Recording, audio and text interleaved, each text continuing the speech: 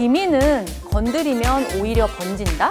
자외선 노출을 받으면 등이 보다 쉽게 나타날 수 있고 침착과는 크게 관련이 없습니다. 이게 진짜야? 가짜야?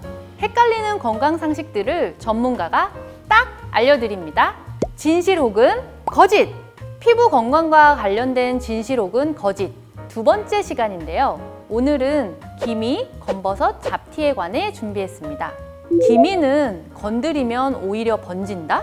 사실이 아닙니다. 레이저 치료 후에 해당 부위를 계속 만지면 색소 침착이나 흉터가 생길 수 있어서 주의가 필요하다는 것에서 나온 오해입니다. 그리고 기미는 일단 생기고 나면 자연적으로 사라지지 않고 더 짙어지기 때문에 이런 오해가 있는 것 같습니다. 기미는 얼굴에만 생긴다? X! 얼굴뿐만 아니라 자외선이 닿는 곳이면 다리, 팔 등 몸에도 발생합니다. 몸에 생긴 기미의 경우 면적이 넓어서 치료가 어려워지기 때문에 평소 자외선 차단제를 잘 바르고 헐렁하고 긴 옷을 입으면서 예방에 신경을 써야 합니다. 기미, 검버섯, 잡티는 나이가 들수록 더 많이 생긴다? 슬픈 이야기지만 나이와 관련이 있습니다. 나이가 들수록 피부는 재생 능력이 떨어지기 때문에 자외선 노출을 받으면 기미, 검버섯, 잡티 등이 보다 쉽게 나타날 수 있고 특히 야외 활동이 많은 분들에게는 더 많이, 더 쉽게 발생합니다. 게다가 묵은 각질이 외피를 덮으면서 멜라닌을 잘 분해하지 못해 기미 등 색소 질환의 발생이 촉진되기도 합니다. 술을 많이 마시면 생길 수 있다? X! 술과 기미는 직접적인 연관이 없습니다.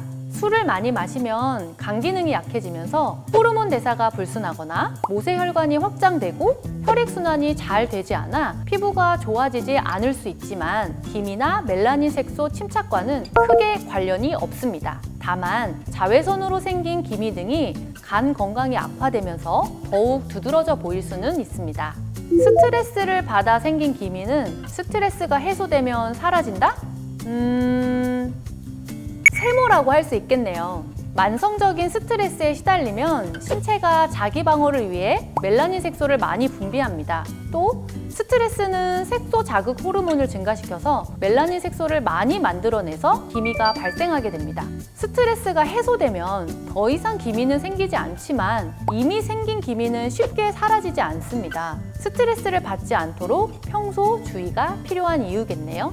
남자는 기미가 안 생긴다? 기미는 흔히 호르몬에 매우 큰 변화를 가져오는 과정인 임신으로 인해 생기기 때문에 여자에게 많이 나타나기는 하지만 남자도 예외는 아닙니다. 그래서 X! 기미 환자의 약 10%는 남자로 대부분 자외선 노출로 인해 기미가 발생합니다. 반대로 검버섯은 남자에게 더 많이 생긴다고 알려져 있는데 이것도 사실이 아닙니다. 남성의 경우 운동이나 골프 등 야외 활동을 많이 하는데 이때 여성과 비교했을 때 자외선 차단제를 잘 바르지 않아 검버섯 등이 발생하게 됩니다. 즉, 남자라고 안심하지 말고 야외 활동 시에 자외선 차단제를 반드시 발라야 합니다. 색소 치료는 겨울철에 하는 것이 좋다?